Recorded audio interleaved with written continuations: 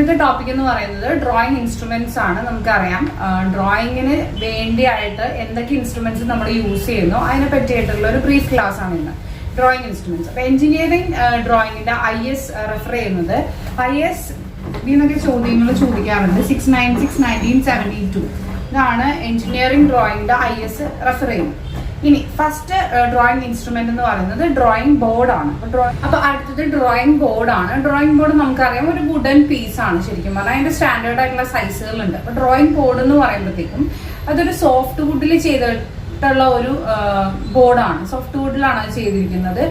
അത് കൂടാണ്ട് അതിന്റെ ലെഫ്റ്റ് ഹാൻഡ് സൈഡിനെ നമ്മൾ പറയുന്ന ഒരു പേരാണ് വർക്കിംഗ് എഡ്ജ്. അതായത് ഇങ്ങനെ ഒരു ബോർഡ് ആണെന്നുണ്ടെങ്കിൽ ഇതിന്റെ ലെഫ്റ്റ് ഹാൻഡ് സൈഡിനെ നമ്മൾ എബോണി എഡ്ജ് അല്ലെങ്കിൽ വർക്കിംഗ് എഡ്ജ് എന്ന് നമ്മൾ പറയും. വർക്കിംഗ് എഡ്ജ് അല്ലെങ്കിൽ എബോണി എഡ്ജ് ഈ ഒരു പോർഷനിലായിരിക്കും നമ്മൾ ഡ്രാഫ്റ്റർ അല്ലെങ്കിൽ T² ഒക്കെ ഫിക്സ് ചെയ്ത് വെക്കുന്നത്. അപ്പൊ ആ ഒരു സൈഡിൽ മാത്രം നമ്മൾ ഹാർഡ് വുഡ് യൂസ് ചെയ്തിട്ടായിരിക്കും ചെയ്യണത്. കാര്യം ഈ ഡ്രാഫ്റ്ററും T² ഒക്കെ വർക്ക് ചെയ്യുന്നതുകൊണ്ട് തന്നെ അവിടെ വെയർ ആൻഡ് ടയർ ഉണ്ടാവാനുള്ള സാധ്യത കൂടുതലാണ്. അതുകൊണ്ട് നമ്മൾ ഈ ഒരു പോർഷൻ നമ്മൾ ഹാർഡ് വുഡിൽ ചെയ്യും. അത് കഴിഞ്ഞിട്ട് ഇനി സ്റ്റാൻഡേർഡ് സൈസ് ഓഫ് ഡ്രോയിങ് ബോർഡിന്റെ സ്റ്റാൻഡേർഡ് സൈസുകളെ പറ്റിയാണ് നമ്മൾ പറയുന്നത്. MM നമ്മൾ ഡെസിഗ്നേറ്റ് ചെയ്യുന്നത്. D അല്ലെങ്കിൽ B ഇത് വെച്ചിട്ടാണ് ഡെസിഗ്നേഷൻ ലെറ്റർ വരുന്നത്. D0 അല്ലെങ്കിൽ B0. അത് 4 സൈസുകളാണുള്ളത്. D0, D1, D2, D3 അല്ലെങ്കിൽ B0, B1, B2, B3. ഈ 2 ലെറ്റേഴ്സിൽ ഏത് വേണമെങ്കിലും നമുക്ക് യൂസ് ചെയ്യാം. അപ്പൊ ക്വസ്റ്റ്യൻ പേപ്പറിലൊക്കെ അങ്ങോട്ടും ഇങ്ങോട്ടും DO BO ഒക്കെ യൂസ് ചെയ്യാം. അപ്പൊ ഡ്രോയിങ് ബോർഡിന്റെ സൈസ് പറയുന്നത് D-ലും B-ലും ആണ്. അപ്പൊ D0 എന്ന് പറയുമ്പോൾ നമുക്ക് സിമ്പിൾ ആണ് പഠിക്കാൻ വേണ്ടി. ലെങ്തും വിഡ്ത്തും തിക്നെസ്സും ആണ്. അപ്പൊ 1500/1000 × 25 അങ്ങനെയാണ് പറയുന്നത്. അപ്പൊ ഇങ്ങോട്ട് അടുത്ത D1 വരുമ്പം ഇതൊരു കണ്ടിന്യൂഷൻ ആയിട്ട് പഠിച്ചോ. ഈ നടുക്കിരിക്കുന്ന 1000 അടുത്ത് ഇങ്ങോട്ട് എഴുതുന്നു. പിന്നെ പുതിയ ഒരെണ്ണം 700/25 എണ്ണം. അത് ആദ്യത്തെ 2 സൈസുകളും 25 mm ആയിരിക്കും തിക്നെസ്. അടുത്ത 2 സൈസും 15 mm ആണ് തിക്നെസ്. D2 B2 വരുമ്പോൾ ഈ നടുക്കിരിക്കുന്ന 700 ഇങ്ങോട്ട് എഴുതും /500/15 mm. അത് കഴിഞ്ഞ് D3 B3 ഈ 500 ഇങ്ങോട്ട് എഴുതും /350/15 mm. അപ്പൊ ഇത് സിമ്പിൾ ആണ്. ജസ്റ്റ് ഒന്ന് നോക്കിക്കഴിഞ്ഞാൽ കിട്ടുന്നേ ഉള്ളൂ. അപ്പൊ ഈ ഇങ്ങനെ ടേബിൾ ആയിട്ട് പഠിച്ചു വെച്ച് കഴിഞ്ഞാൽ നമുക്ക് ഏത് വന്നാലും ആൻസർ ചെയ്യാൻ പറ്റും. അപ്പൊ ഇതാണ് ഡ്രോയിങ് ബോർഡിന്റെ കുറച്ച് കാര്യങ്ങൾ. ഡ്രോയിങ് ബോർഡ് കഴിഞ്ഞിട്ടുണ്ടെങ്കിൽ ഡ്രോയിങ് ഷീറ്റ് ആണ്. അപ്പൊ നമുക്കറിയാം ഡ്രോയിങ് ഷീറ്റിൽ പല സൈസ് ഉണ്ട്. അപ്പൊ നമ്മൾ സാധാരണ എന്താ ചെയ്യുന്നത്, അടുത്തുള്ള കടയിൽ കിട്ടുന്ന ഒരു ഡ്രോയിങ് ഷീറ്റ് പോയി വാങ്ങിച്ചിട്ടാണ് നമ്മൾ ചെയ്യുക. ശരിക്കും പറഞ്ഞു കഴിഞ്ഞിട്ടുണ്ടെങ്കിൽ അത് കൃത്യമായിട്ട് നമ്മൾ ഫോൾഡ് ചെയ്യുമ്പോൾ നമുക്ക് മനസ്സിലാവും അതിന്റെ ഒരു ഫോൾട്ട്. അത് കറക്റ്റ് സൈസ് ഷീറ്റ് ആയിരിക്കില്ല നമുക്ക് കിട്ടുന്നത്. അൺട്രിംഡ് ആയിട്ടുള്ള ഷീറ്റ് ആയിരിക്കും നമുക്ക് കിട്ടുന്നത്. അത് ട്രിം ചെയ്തിട്ട് വേണം നമ്മൾ യൂസ് ചെയ്യാൻ വേണ്ടി. അല്ലെങ്കിൽ നമ്മൾ ചെയ്യുന്നത് എന്താ, മാർജിൻ ലൈൻസ് വരച്ചിട്ട് അതിൻ്റെ ഉള്ളിലായിരിക്കും ഡ്രോയിങ്സ് വരക്കുക. അപ്പൊ അൺട്രിംഡ് ആയിട്ടുള്ള ഒരു സൈസുള്ള ഷീറ്റ് ആണെങ്കിൽ നമ്മൾ മാർജിൻ സെറ്റ് ചെയ്ത് എല്ലാത്തിലും മാർജിൻസ് വരക്കും. മാർജിൻ സെറ്റ് ചെയ്യുമ്പോൾ ഏകദേശം ഒരു ട്രിംഡ് ഫോം ആവും. എന്നിട്ട് അതിൻ്റെ ഉള്ളിലായിരിക്കും നമ്മൾ ഡ്രോയിങ്സ് വരക്കുക. നമ്മുടെ പ്ലാൻ ഒക്കെ സബ്മിറ്റ് ചെയ്യുമ്പം കറക്റ്റ് ആയിട്ടുള്ള ഷീറ്റ് സൈസ് ഉണ്ട്. A1 അല്ലെങ്കിൽ A3 അങ്ങനെ കൃത്യമായിട്ട് പറയാം. അപ്പൊ അത് എന്താണ് A1 A3 അതിന്റെ സൈസിലുള്ള കാര്യങ്ങളൊക്കെയാണ് ഇത് പറയുന്നത്. ഇതും ചോദിച്ച് ക്വസ്റ്റ്യൻസിലൊക്കെ ചോദിക്കാറുണ്ട്. പല രീതിയിൽ ചോദിക്കാറുണ്ട്. അൺട്രിംഡും ചോദിക്കാറുണ്ട്, ട്രിംഡും ചോദിക്കാറുണ്ട്. അപ്പൊ ഇതിന്റെ ഇത് പറയുന്നത് A0, A2, A3, A4, A5. അപ്പൊ A4 ഷീറ്റ് മാത്രം നമുക്ക് നന്നായിട്ട് അറിയാം. A4 ഷീറ്റ് എന്ന് പറഞ്ഞു കഴിഞ്ഞിട്ടുണ്ടെങ്കിൽ നമുക്കറിയാം A4 ഷീറ്റിന്റെ ഒരു സൈസ് വലിപ്പം എന്താണ്. ഇപ്പൊ A0 ഓട്ടോമാറ്റിക്കലി A0 എന്ന് പറയുമ്പോൾ ബിഗ് സൈസ് ആണ്. അതിന്റെ സൈസ് പറയുന്നത് 841/1149 mm എന്നുള്ളതാണ്. ഇനി A1 വരുമ്പോഴത്തേക്കും 594/841 ഇങ്ങോട്ട് വരും. ഓക്കെ, സിമ്പിൾ ആയിട്ട് നമുക്ക് ചെയ്യാം. A2 420/594 ഇങ്ങോട്ട് വരും. ഇനി A3 294/420 ഇങ്ങോട്ട് വരും. ഇനി A4 സൈസ് ആണെങ്കിൽ 210/294. അത് നമുക്ക് അറിയുന്ന ഒരു സൈസാണ് 210/294 എന്നുള്ളത്. A5 വരുമ്പോഴത്തേക്കും 148/ ഇവിടെയുള്ള 210. അപ്പൊ ഇതാണ് ഓൾമോസ്റ്റ് ഈ ഒരു വാല്യൂസ് ട്രിംഡ് സൈസസിൽ വരുന്നത്. ഇനി അൺട്രിംഡ് സൈസിൽ പറയുന്നത് ഓൾമോസ്റ്റ് ഇതിന് ഒരു 30 mm എക്സ്ട്രാ ആയിരിക്കും ഇവിടെ വരുന്ന വാല്യൂസ്. ഓൾമോസ്റ്റ് കേട്ടോ, കറക്റ്റ് എക്സാക്ട് 30 mm അല്ല കൂടുന്നത്. ഓൾമോസ്റ്റ് 30 mm എക്സ്ട്രാ ആയിരിക്കും അൺട്രിംഡ് സൈസിൽ വരുന്നത്. അൺട്രിംഡ് സൈസിന് നമ്മളിപ്പോൾ ഒരു 30 ഇതിൻ്റെ അകത്തേക്ക് 30 എക്സ്ട്രാ ചെയ്തിട്ട് നമ്മൾ ചെയ്തിട്ടുണ്ട്. ബാക്കി ഇവിടെ വരുന്ന ആ ഒരു റിപ്പീറ്റേഷൻ തന്നെ ആയിരിക്കും ഇവിടെ വരുന്നുണ്ട്. 88 അങ്ങനെ 625 450 330 240 അത്രേ ഉള്ളൂ. വെച്ച് കഴിഞ്ഞാൽ ഇതും ക്വസ്റ്റ്യനിൽ ചോദിക്കാറുണ്ട്. അൺട്രിംഡ് സൈസ് ഓഫ് A0 ഷീറ്റ് എന്നൊക്കെ പറഞ്ഞിട്ട് ചോദിക്കാറുണ്ട്. ഡ്രോയിങ് ഷീറ്റിൽ പിന്നെ വരുന്ന ഒരു ഇതെന്ന് പറയുന്നത് ഇതാണ് സൈസ് അല്ലെങ്കിൽ ഏരിയ ഓഫ് എ ഷീറ്റ് എന്ന് പറയുന്നത്.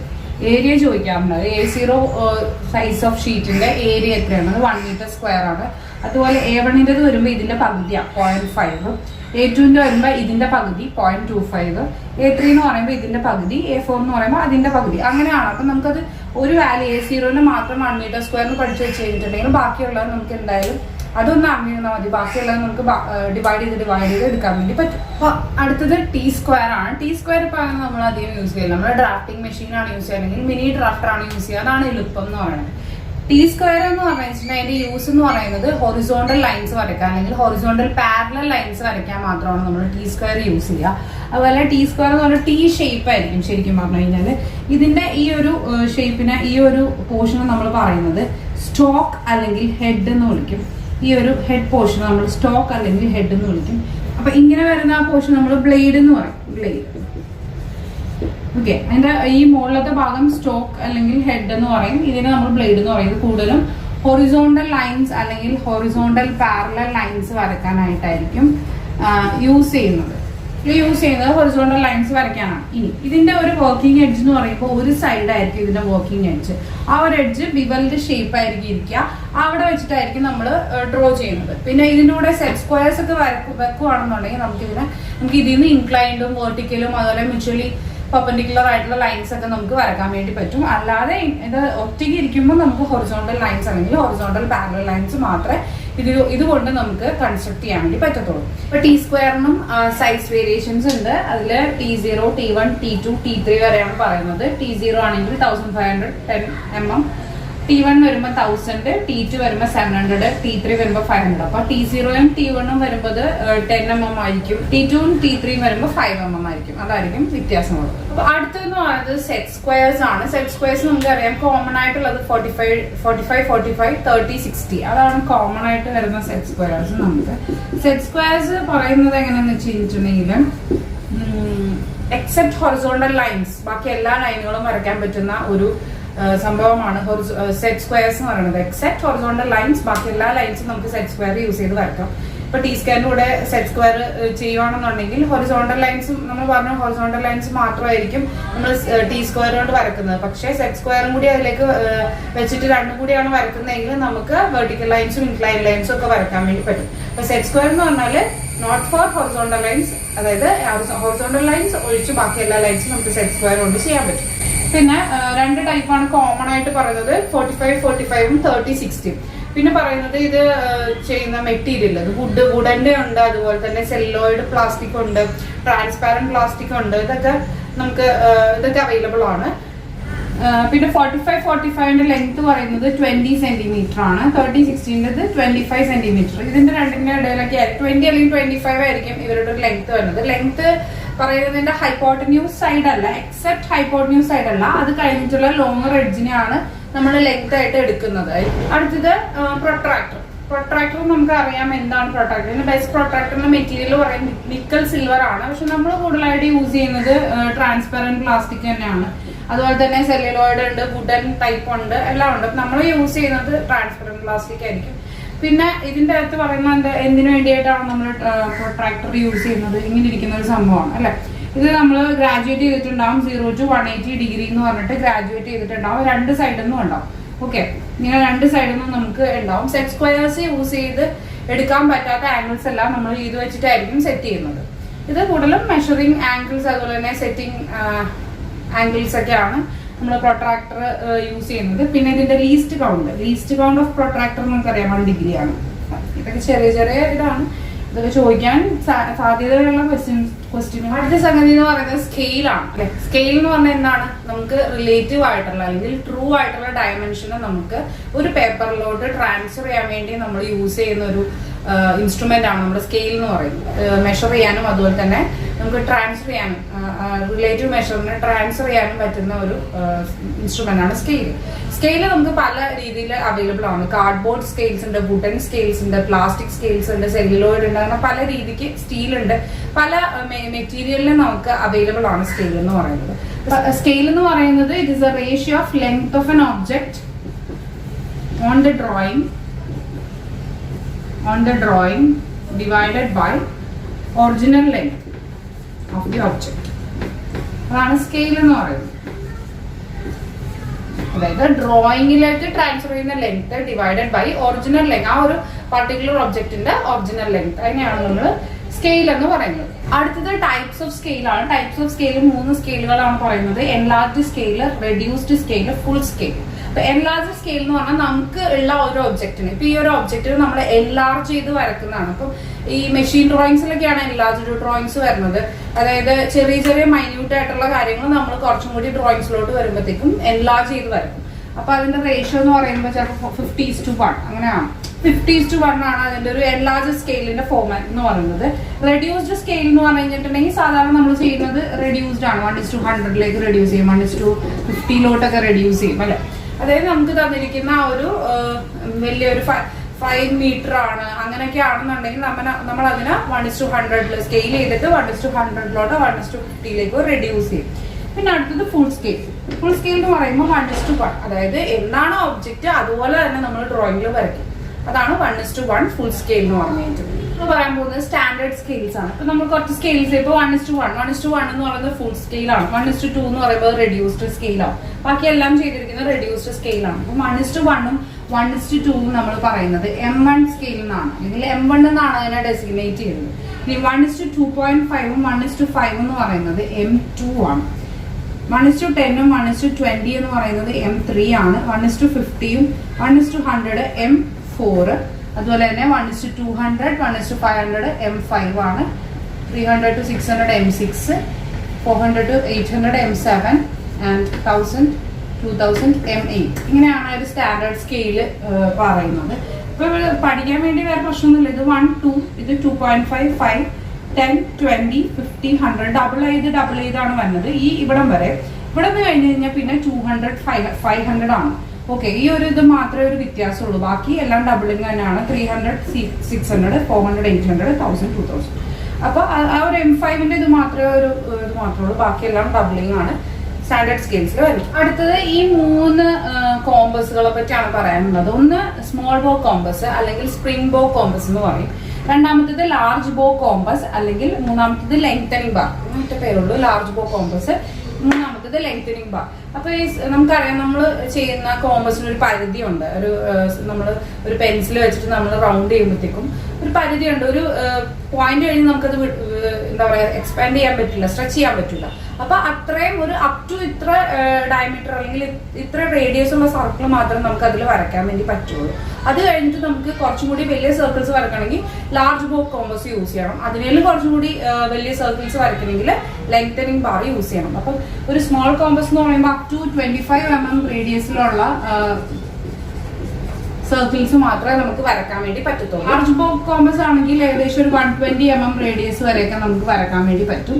ഓക്കെ, 50 mm 25 മുകളിലോട്ട് നമുക്ക് 120 mm റേഡിയസ് വരെ നമുക്ക് വരക്കാൻ പറ്റും. ലെങ്തനിങ് ബാർ ആണെങ്കിൽ 150 mm എബവ് ഉള്ള എല്ലാ സർക്കിൾസും 150 200 mm എല്ലാ സർക്കിൾസും നമുക്ക് ലെങ്തനിങ് ബാർ യൂസ് ചെയ്തിട്ട് വരക്കാൻ പറ്റും. സ്ട്രെച്ച് ചെയ്ത് നമുക്ക് വരക്കാൻ വേണ്ടി പറ്റും. അതാണ് ഈ 3 കോമ്പസ് തമ്മിലുള്ള വ്യത്യാസം. ഇത് ഡിവൈഡേഴ്സ് ആണ്. ഡിവൈഡേഴ്സ് അല്ലെങ്കിൽ പ്രൊപ്പോർഷണൽ ഡിവൈഡേഴ്സ്. 2 ടൈപ്പ് ഡിവൈഡേഴ്സ് ഉണ്ട്. ഡിവൈഡേഴ്സ് ഇപ്പൊ നോർമലി നമ്മൾ എന്തിനാ യൂസ് ചെയ്യുന്നത്? നമുക്ക് ട്രൂ ആയിട്ടുള്ള ഡയമെൻഷൻസിനെ ട്രാൻസ്ഫർ ചെയ്യാൻ വേണ്ടിയിട്ടാണ്. ഒരു 3 mm ഒരു വിഡ്ത്തിൽ ഒരു ലൈൻ വരക്കണം. നമുക്ക് ഇപ്പൊ ഒരു 3 mm നമുക്ക് എന്തെങ്കിലും എഴുതണം എന്നുണ്ടെങ്കിൽ ആ 3 mm നമ്മൾ സ്കെയിലിൽ നിന്ന് ഡിവൈഡറിലേക്ക് എടുത്തിട്ട് നേരെ പേപ്പറിൽ കൊണ്ടുവന്ന് ആ ഒരു 3 mm ഇങ്ങനെ ട്രാൻസ്ഫർ ചെയ്യും. അതിന് വേണ്ടിയിട്ടാണ് നമ്മൾ ഡിവൈഡേഴ്സ് യൂസ് ചെയ്യുന്നത്.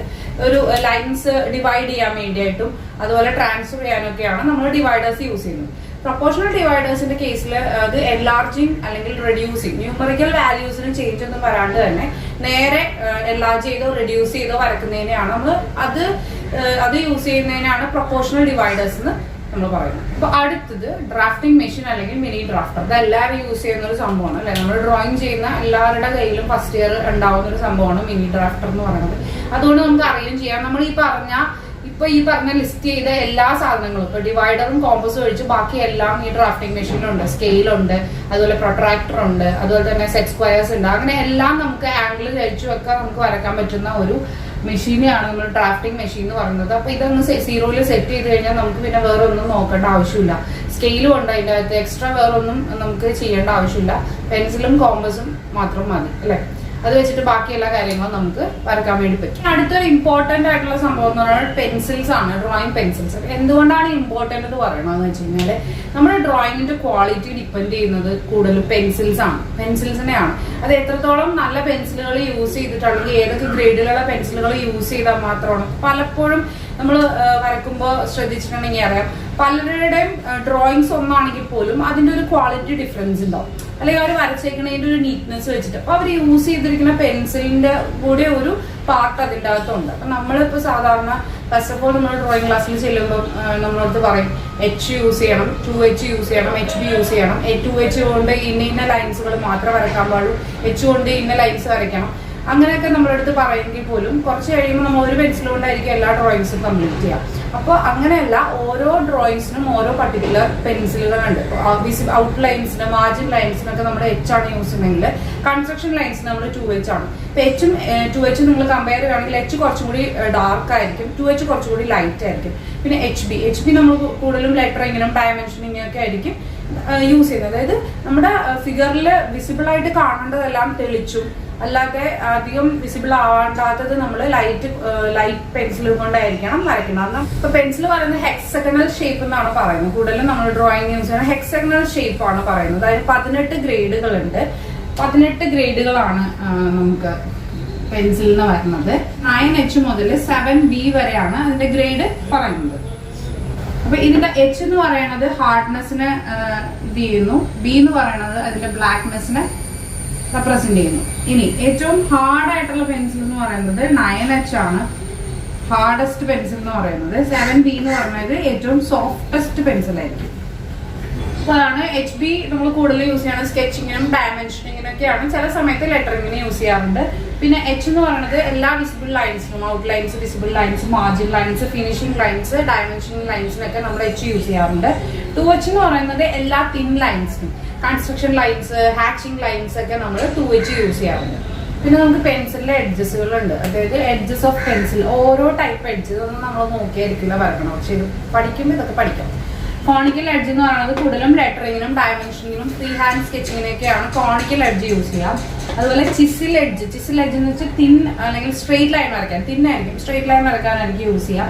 ബിവൽ എഡ്ജ് എന്ന് പറഞ്ഞു കഴിഞ്ഞിട്ടുണ്ടെങ്കിൽ, ബിവൽ എഡ്ജ് എന്ന് പറഞ്ഞാൽ കോമ്പസിൽ ഇട്ട് വെക്കാൻ. അത് കഴിഞ്ഞിട്ടുണ്ടെങ്കിൽ പിന്നെ വരുന്നത് ഇറേസർ ആണ്. ഇറേസർ എന്താ റബ്ബർ ആണ്, നൈലോൺ റബ്ബർ അല്ലെങ്കിൽ ഇന്ത്യൻ റബ്ബർ ആണ് നമ്മൾ ഇറേസർ ആയിട്ട് യൂസ് ചെയ്യുക. ഇറേസിംഗ് ഷീൽഡ്, അതായത് നമ്മൾ അങ്ങനെ വെക്കാറില്ല, പക്ഷെ ഇറേസിംഗ് ഷീൽഡ് ഉണ്ട്. ആ ഷീൽഡ് വെച്ച് കഴിഞ്ഞാൽ ഈ നമുക്ക് ഇറേസ് ചെയ്യേണ്ട ഭാഗത്ത് മാത്രം വെക്കുക. അപ്പൊ അതിന്റെ ഉള്ളിൽ നിന്നുള്ള സംഭവം മാത്രം ഇറേസ് ചെയ്ത് കളയുക, ചുറ്റുമുള്ള ലൈൻസ് ഒന്നും ഇറേസ് ആയി പോവാതിരിക്കാൻ വേണ്ടിയിട്ടാണ് നമ്മൾ ഇറേസിംഗ് ഷീൽഡ് വെക്കുന്നത്.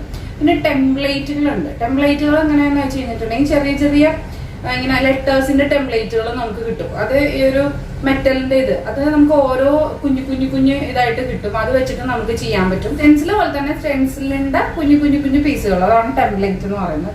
പിന്നെ സ്റ്റെൻസിലൊക്കെ നമ്മൾ ആദ്യം വെച്ച് വരക്കും. പിന്നെ ഈ പറയുന്ന പോലെ നമുക്ക് ഈ ഡ്രോയിങ്സ് ഒക്കെ കൂടുമ്പോൾ നമുക്ക് ഒരിക്കലും സ്റ്റെൻസിലൊന്നും വർക്ക്ഔട്ട് ആവില്ല. നമുക്ക് ഇങ്ങനെ വരച്ചിരിക്കാനൊന്നും പറ്റില്ല, ഒരുപാട് ഡ്രോയിങ്സ് ഉള്ളതുകൊണ്ട്. പിന്നെ അതൊക്കെ നമ്മുടെ ഹാൻഡിലേക്ക് വരും. ആദ്യത്തെ ഒരു ഡ്രോയിങ് ഇതിൽ വേണം സ്റ്റെൻസിലൊക്കെ വരുന്നത്. പിന്നെ ഹാൻഡ് റൈറ്റിംഗ് മോശമായിട്ടുള്ളവർക്കും സ്റ്റെൻസിൽ യൂസ് ചെയ്യാം, കുഴപ്പമില്ല.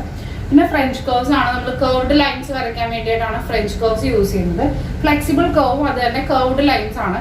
ഫ്രഞ്ച് കർവും ഫ്ലെക്സിബിൾ കർവ് എന്ന് പറയുമ്പോഴത്തേക്കും, ഫ്രഞ്ച് കർവ് നിങ്ങൾ ഓൾറെഡി കണ്ടിട്ടുണ്ടാവും, നമ്മൾ വാങ്ങിച്ചിട്ടും ഉണ്ടാവും. ഫ്രഞ്ച് കർവ് എന്ന് പറയുന്ന ഒരു ഹാർഡ് ആയിട്ടുള്ള പല ഷേപ്പിൽ ഇങ്ങനെ വളഞ്ഞും തിരിഞ്ഞൊക്കെ ഇരിക്കണ ഒരു സംഭവമാണ്. ഫ്ലെക്സിബിൾ കർവ് എന്ന് പറഞ്ഞു കഴിഞ്ഞാൽ ഓൾറെഡി ഫ്ലെക്സിബിൾ ആണ്. ഓക്കെ, നമുക്കത് ഫ്ലെക്സിബിൾ ചെയ്യാൻ പറ്റും, നമുക്കത് അതിനെ വളയ്ക്കാൻ പറ്റും, സ്കെയിലിനെ വളയ്ക്കാൻ പറ്റും. പക്ഷെ ഫ്രഞ്ച് കർവിൽ നമുക്ക് സ്കെയില് വളയ്ക്കാൻ വേണ്ടി പറ്റില്ല, ആ സ്കെയിൽ ഓൾറെഡി വളർന്നിട്ടായിരിക്കും ഇരിക്കുക. ഫ്ലെക്സിബിൾ കർവിൽ നമുക്ക് അത് തന്നെ നമുക്ക് വളച്ച് ഒക്കെ വരക്കാൻ വേണ്ടി പറ്റും. അതാണ് ഫ്രഞ്ച് കർവും ഫ്ലെക്സിബിൾ കർവും തമ്മിലുള്ള ഡിഫറൻസ്.